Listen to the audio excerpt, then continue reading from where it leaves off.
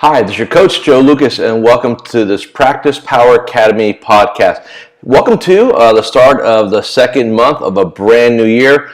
I hope you all got off to a great start and heeded some of my advice last month in terms of making your contacts and really just focusing in on your habits in January. And now let's make sure we continue that process into February.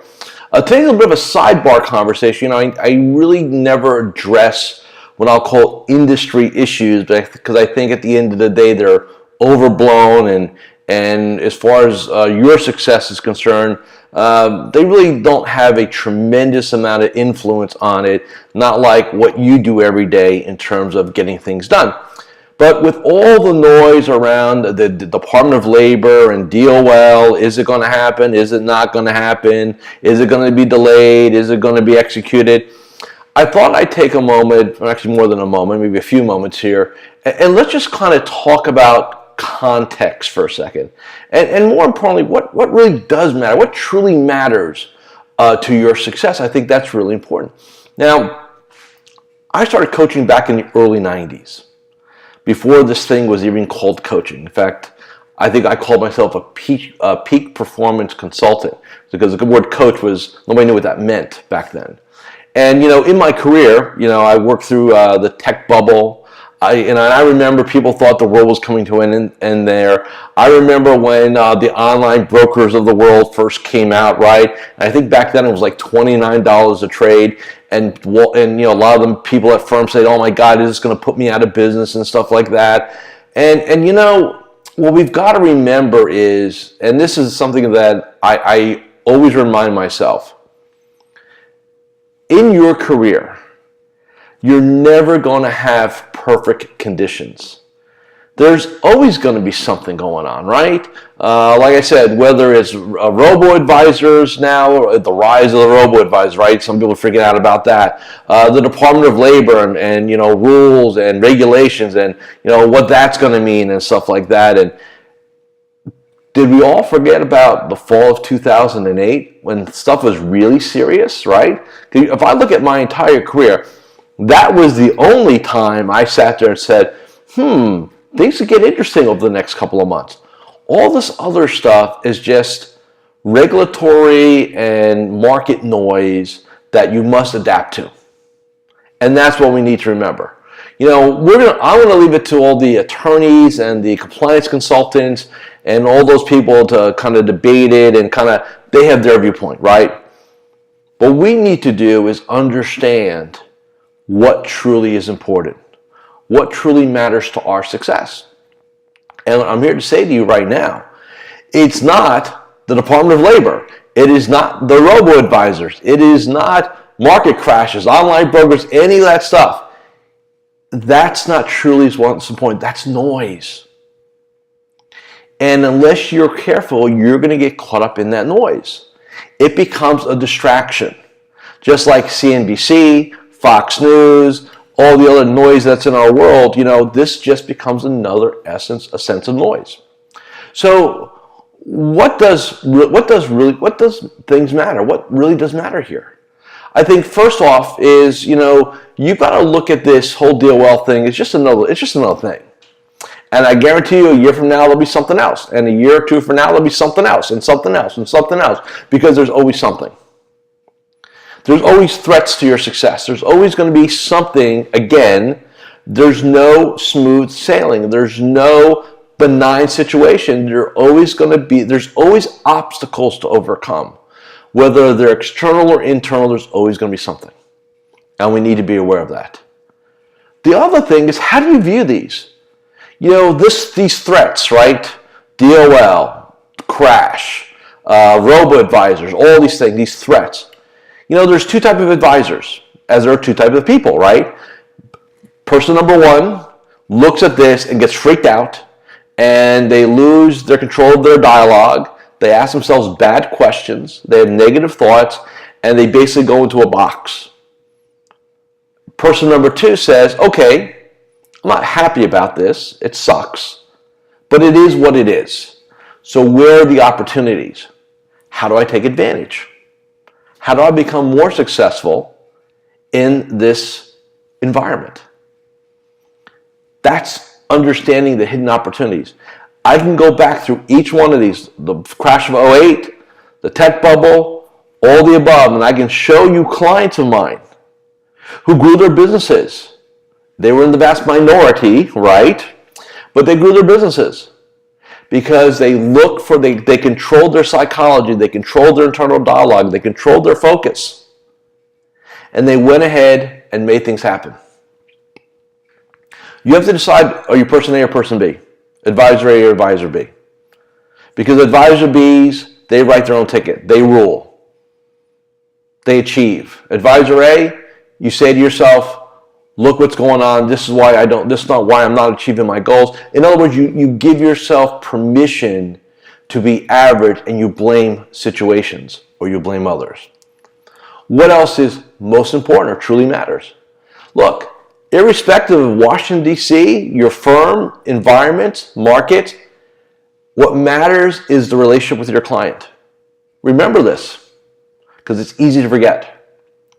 You exist to serve your clients. Period. Because guess what?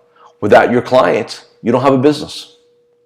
I don't care how bright you are. I don't care how much you worry. I don't care how much time you study. I don't care how many stock charts you read. You're here in the service of others. And without those others, you got nothing. Remember, we're in the goodwill business. How many of you have a multi-year contract to be your client's advisor? That's what I thought. None of you. So guess what? You have the relationship with your client because they trust you, they believe in you, and they appreciate you. But you've got to take care of them. So instead of focusing on what goes on in Washington, D.C., and what goes on the news, and what goes on in our regulatory environment, why don't you focus on loving your client? You know, a very wise mentor of mine once said, fall in love with your clients, do not fall in love with your business. Because falling in love with your business will mean you have no clients. Love your clients. So that's what truly matters. Also, you know, our industry is like a stock market.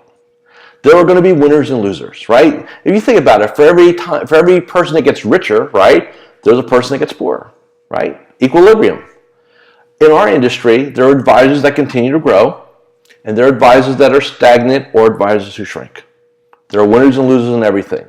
So in this new environment, in this new market, with potentially these new regulations, do you want to be a grower or do you want to be shrinking?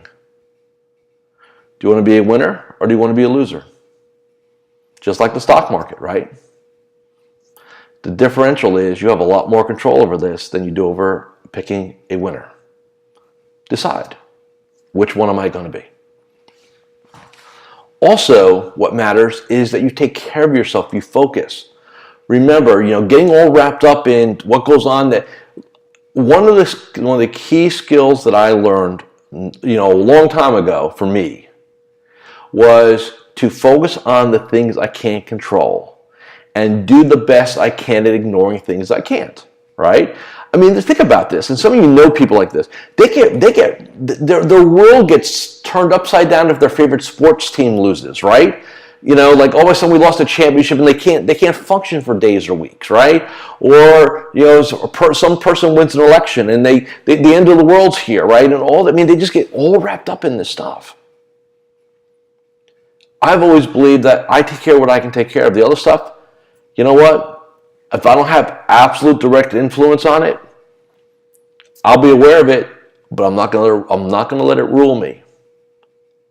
I'm going to focus on what I can do. I'm going to take care of myself. I'm going to take care of my family. And I'm going to take care of my clients. 3 things, right? Basically in that order, by the way. Yourself, right? Because if you're not good, you're not good to the other 2. So taking care of yourself, taking care of your physical health, taking care of your mental health, taking care of your emotional health is prime. I know it sounds selfish at some levels. But for you to have the output, the impact that you need, you got to take care of you. And you know, it's interesting. There are a lot of people in this industry, and I applaud them at a level. I really, truly do, because I think it's one of the most altruistic things you could do, which is I want to take care of others, not put myself last. Here's the problem with that: you burn out, you get ill, you die, and unfortunately, sometimes at an early age, unnecessarily. So you got to take care of you. That's so important. The other thing is serving your clients. We get back to the clients for a second. You know, if you're serving your clients you think at the highest level, what's higher? There's always a next level. There's always one more thing you can be doing for your clients. There's always other ways to add more value. Never wake up and say to yourself, we got this thing figured out. Our clients love us. We're doing a great job, because the day you think you got it figured out, guess what? The game changed. And you better understand the new game. Most advisors are not aware of that. They sit back on their platitudes and they think they got this thing figured out. And I'm telling you, I've seen this. I remember a coaching program, probably a decade or so ago, where the whole premise was to go get 100 $1 million clients. And once you got 100 $1 million clients, you were done. Here's the problem with that. You woke up, you got your 100 clients, you said you were done, and they started to, and over time, you relax your standards, and guess what happens? You shrink. Remember, in nature, you're either growing or you're dying. That's it. In our business, you're either getting better or you're getting worse. Never wake up in the morning and say, my goal is to maintain. That means it's down, right? So you need to take care of that. So challenge yourself. How do we serve our clients at the higher level? How do we elevate our game? No matter how good it is, there's always another level. Remember that.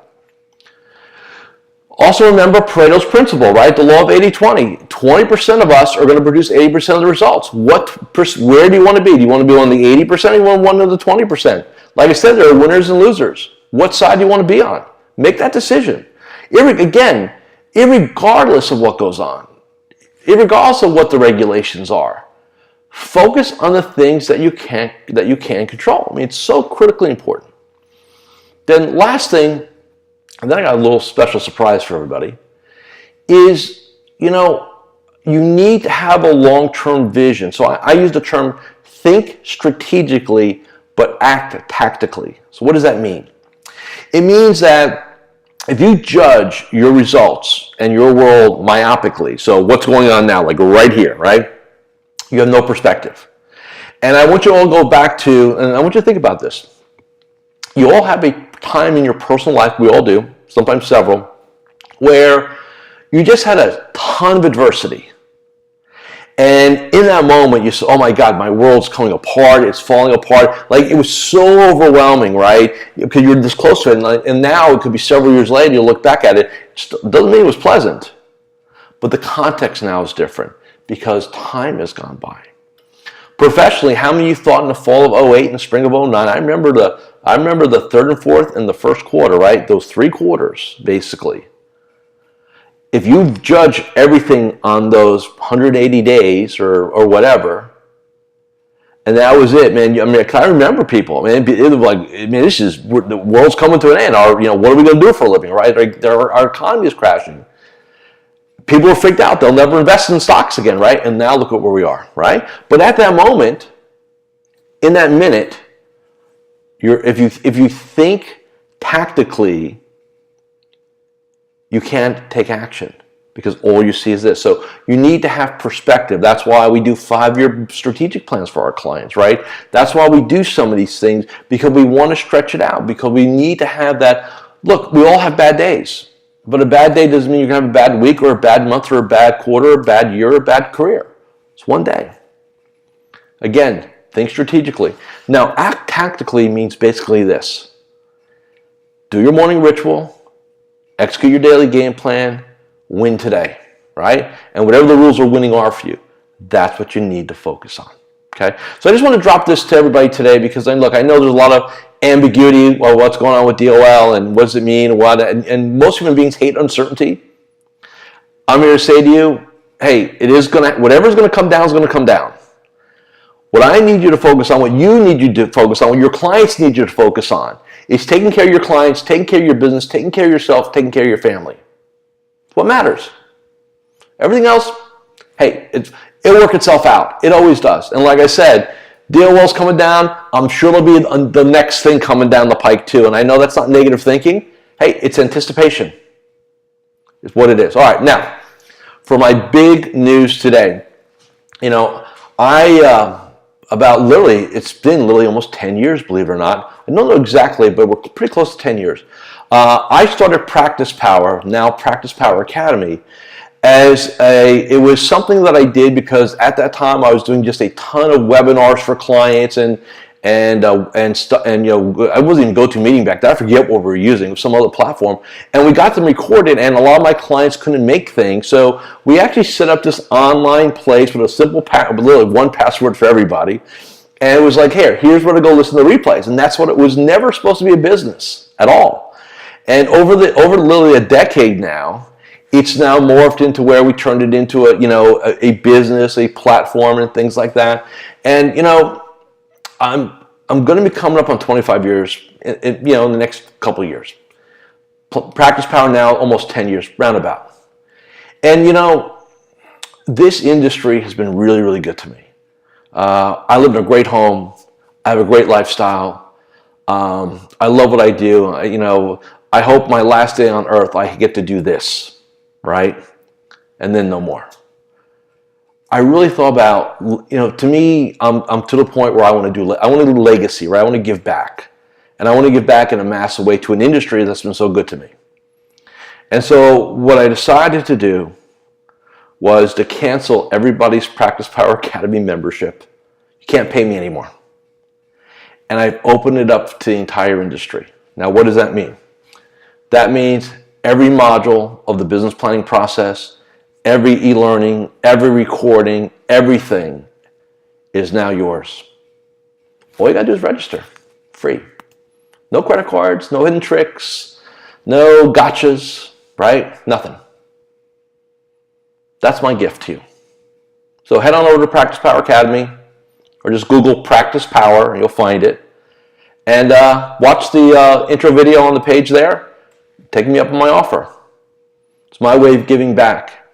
And look, if I can help you in one way, if you get one piece of information out of PracticePower, if you end up doing a business plan that now makes sense to you, all I ask you to do is write me a note and let me know what you learned, what you did, and what you achieved.